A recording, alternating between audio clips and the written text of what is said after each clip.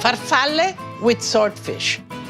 You can do it with swordfish, you can do it with shrimps, you can do it with anything, but it's a delicious and short recipe. So let's put the farfalle in to cook, and you need to salt the water, the farfalle. So let me cut a little bit of onion. Let's see, for this, do I need a whole onion?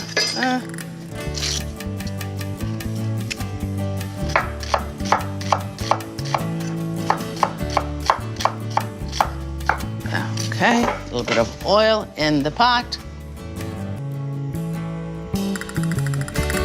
So I have all my vegetables ready to go. Let's address the swordfish, because I'm gonna kind of scottare. I'm just gonna kind of heat it up a little bit in the pan before. Naturally, you wanna cut off the skin and the bloodlines. Let's see, let's trim them off. Now, this is a nice piece of swordfish. This is actually the center cut. And if you buy like this, like let's say this is a great piece of grilled swordfish or whatever, and this is kind of the belly part, if you will. This is a great part for this sauce. But I will use it all today because this is what I have.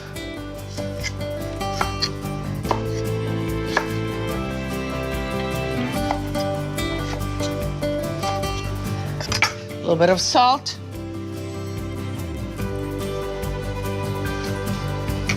The oil is nice and hot.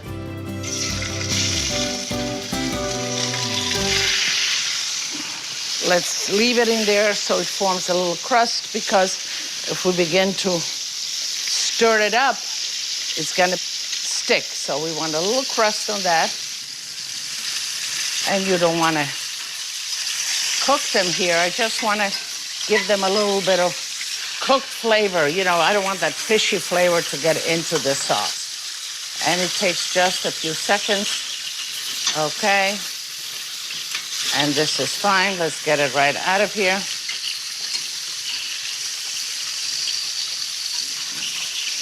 And we'll put the onions right in. And let's make a little hot spot, and the garlic too, I want that to cook to this. I will add a little bit of salt, a little peperoncino, like it nice and spicy, a little bit of thyme. The best way is actually to go counter, go down, pull down just like that. Chop it up just a little bit.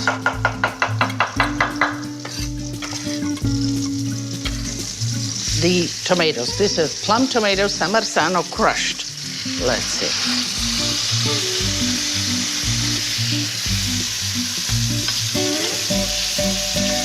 You know how I feel about sloshing. I need a little bit of water in there anyway, so I'm gonna slosh the tomato container, and that's that.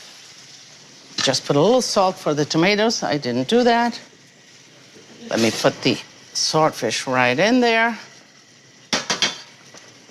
Now let's put the capers right in there. Okay.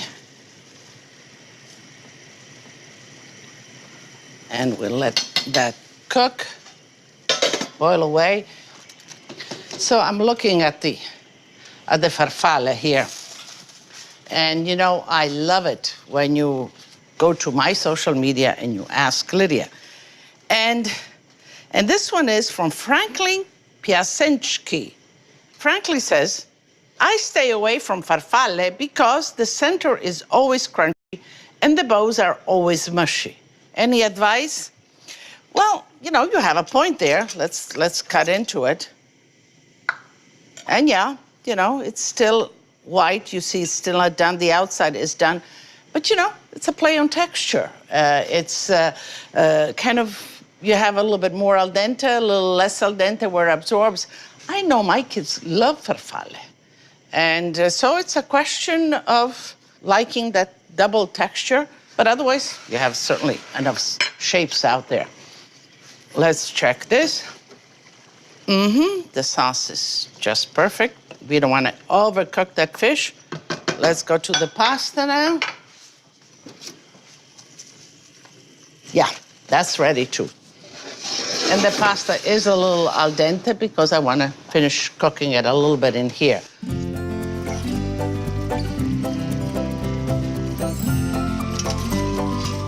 Okay.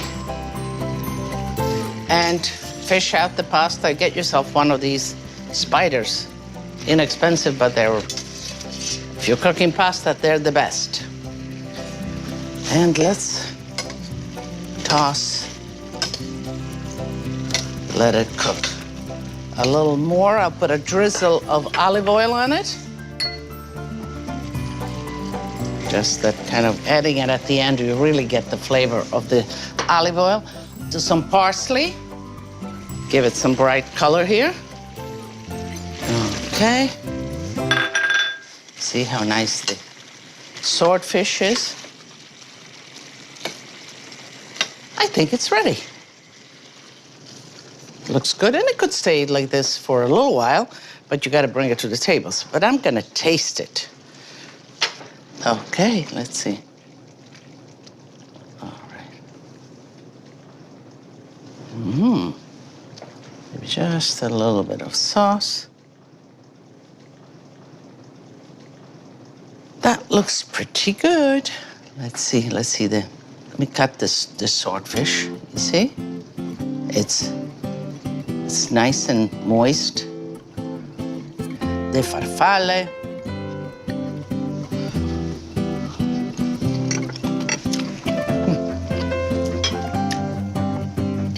It's good. I like the texture of the farfalle, how it plays in the mouth. The capers, the acidity of the capers, the sweetness of the onions. It's a great dish.